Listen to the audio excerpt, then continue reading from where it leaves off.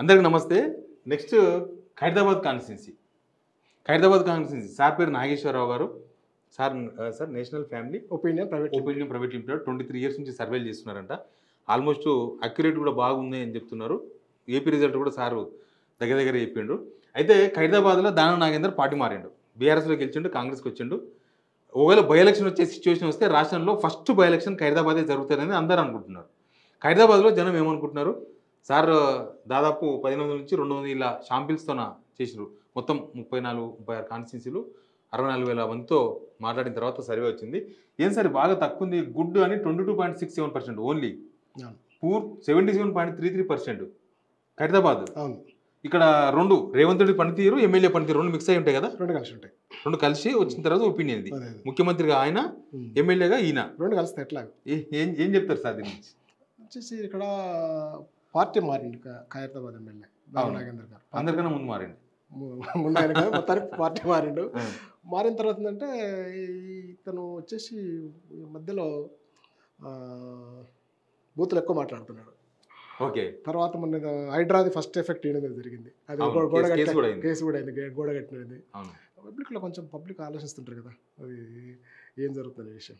ఇంకోటి బీఆర్ఎస్లో గెలిచి అందరికి వెళ్ళిపోయింది కాబట్టి పబ్లిక్లో కొంచెం అది కూడా ఉంటుంది. నేను గెలిపిస్తే పక్క వాళ్ళకి వెళ్ళిపోయాడు. జనరల్గా ఏంటంటే ఎక్కడైతే వీళ్ళు పార్టీ మారిన ఎమ్మెల్యే ఉంటారో ఆ ప్రాంతంలో ఏంటంటే వాళ్ళ మీద కోపంగా ఉండదు జనాలు. ఎందుకంటే మేము ఇప్పుడు ఓటేసిన వల్ల నేను పలానా పార్టీకి ఓటేసాను, మంచి పని చేస్తారని చెప్పి మీరు వేరే పార్టీకి వెళ్ళిపోయారు. అప్పుడు ఏమైతే మీతో వ్యతిరేకత కనిపిస్తుంది పబ్లిక్లో. కానీ ఆయన కాన్స్టిట్యున్సీ డెవలప్మెంట్ కోసం పోయినట్టు కాంగ్రెస్కు అధికార పార్టీ కదా, పనులు కావాలంటే అక్కడ పోవాలి కదా. మిగతా కూడా పోవాలి కదా సార్, అందరూ మిగతా కూడా పోవాలి కదా. కరెక్ట్. కానీ అర్బన్ ఏరియాలో అంత డీప్గా ఆలోచిస్తారు సార్. అర్బన్ ఏరియా కదా ఖైరదాబాద్ అంటే, మొత్తం సిటీయే, కొద్దిగా క్లాస్ ఏరియా. ఇక్కడ ఇంకెక్కువ ఆలోచిస్తుంటారు. ఇంకా ఎందుకు అంటే చదువుకున్న వాళ్ళు ఉంటారు ఇక్కడ. ఓకే. వాళ్ళ లాంగ్వేజ్ చూస్తారు, దృష్టిలో పెట్టుకుంటారు, ఆయన పద్ధతి చూస్తారు. చదువుకున్న వాళ్ళకి ఓటేసింది, దానికి ఓటేసిన వాళ్ళు కదా జనాలు, ఆ జనాలంతా ఆలోచిస్తారు కదా. ఏమేమి తర్వాత ఆయన వచ్చేసి కండవ కప్పుకొని తర్వాత ఎంపీగా పోటీ చేశాడు. ఇవన్నీ పబ్లిక్లో ఉంటాయి కదా. దేని బేసిస్ ఈ సర్వే వచ్చింది సార్? ఇప్పుడు 1 year గవర్నమెంట్ పరిపాలన ఎలా ఉంది, సీఎం పని విధానం ఎలా ఉంది, మొత్తం రాష్ట్రంలో ఏం జరుగుతుంది, ఏంటి పరిస్థితి సర్వే. ఎమ్మెల్యే కథ ఏంది, ఎమ్మెల్యే ఎట్లా వస్తాడు అది అవన్నీ బేరీస్ చేసుకుంటారు. ఇప్పుడు మన కుటుంబం గురించి ఎవరు చెప్పాలి. ఎగ్జాంపుల్, పలానా కుటుంబము నాగేశ్వరరావు గారి కుటుంబం అంటే వాళ్ళు ఎవరికైనా తేడా ఉన్నా కొంచెం తేడా ఉండి మన ఫ్యామిలీ అంటారు. ఓకే, అంతేనే కదా. అది అలాంటి పరిస్థితి ఏర్పడుతుంది. ఇక్కడ కూడా స్కీమ్స్ మీద డిపెండ్ అయిన వాళ్ళు ఉంటారు. సమ్ ఏరియా చాలా ఉంది ఖైరదాబాద్ కాన్స్టిట్యున్సీలో. వాళ్ళ ఒపీనియన్ ఏంటి సార్? వాళ్ళు ఏమంటారు? వాళ్ళు కూడా పథకాలు వస్తలేవు అంతే.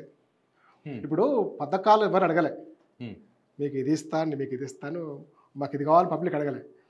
వీళ్ళు పెట్టిన వాటిని అడుగుతారు, క్వశ్చన్ చేస్తారు. వాళ్ళు పెట్టిరు కదా, పెట్టినప్పుడు ఏంటంటే వీళ్ళు ఏం చేస్తారు, ఇవన్నీ పథకాలు దృష్టిలో పెట్టుకొని కొంత ఓటేసిన వాళ్ళు ఉంటారు చాలామంది.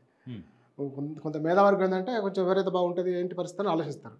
ఇక మామూలు జనాలు ఏంటంటే మనకి ఏమొస్తుంది రేపు ఎలక్షన్లకు, వీళ్ళు గెలిచిన తర్వాత ఆలోచిస్తారు. అప్పుడు ఎలక్షన్ అప్పుడు ఏమొస్తుంది, గెలిచిన తర్వాత ఏమొస్తుందో ఆలోచిస్తారు. అది ఈయన అంత డిఫరెన్స్ సార్. ఆయన పార్టీలో చేరి ఆల్మోస్ట్ 9 months కావచ్చు. 1 year గవర్నమెంట్ అని, కానీ పార్లమెంట్ ఎలక్షన్స్ ముందే చేసిండు, పార్లమెంట్లో పోటీ కూడా చేసిండు కదా. ఆ 9 monthsలోనే ఇంత వ్యతిరేకత ఎందుకు? అంటే ఓన్లీ పార్టీ మారింది కాబట్టి పథకాలు ఇవ్వలేదన్నా ఇంకేమైనా ఉందా? పార్టీ మారిండి అని ఒకటి ఉంది.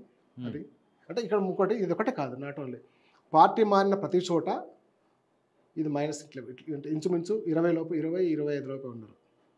మిగతా ప్లేస్లో పర్లే కొంచెం అటు ఇటు ఉంది, 20 లోపే ఉన్నాయి ఇక్కడ. ఏం చెప్తారు దానం నాగేందర్కి? ఏం చెప్తారు మీరు ఈ సర్వే చేసిన తర్వాత? తనకి మనం ఏం చెప్పలేం, కానీ కొంచెం పద్ధతులు మార్చుకొని కొంచెం జాగ్రత్తగా పనిచేసుకుంటే మేబీ బై ఎలక్షన్ వస్తే కదా, అది అందులోకి వెళ్దాం. ఇది వచ్చేసి కంప్లీట్గా రేవంత్ రెడ్డి గారి పని విధానం, ముఖ్యమంత్రిగా, రాష్ట్ర ముఖ్యమంత్రిగా రేవంత్ రెడ్డి గారు పని విధానం ఎలా ఉంది. దీంట్లో వచ్చేసి మా ఎమ్మెల్యే కూడా కొంత వస్తుంది ఇన్ఫర్మేషన్, రెండు కలుపుకొని వస్తుంది. మనం తీసుకున్న కోసం రేవంత్ రెడ్డి గారి గురించి తీసుకున్నాం. ఓకే, ఇది ఖైరదాబాద్ కాన్స్టిట్యున్సీలో సిచ్యువేషన్. బై ఎలక్షన్ వస్తే ఎట్లా ఉంటుంది అనేది ఇంకొక సర్వే ఉంది, అది కూడా మీకు వివరిస్తా. Please subscribe Signal TV.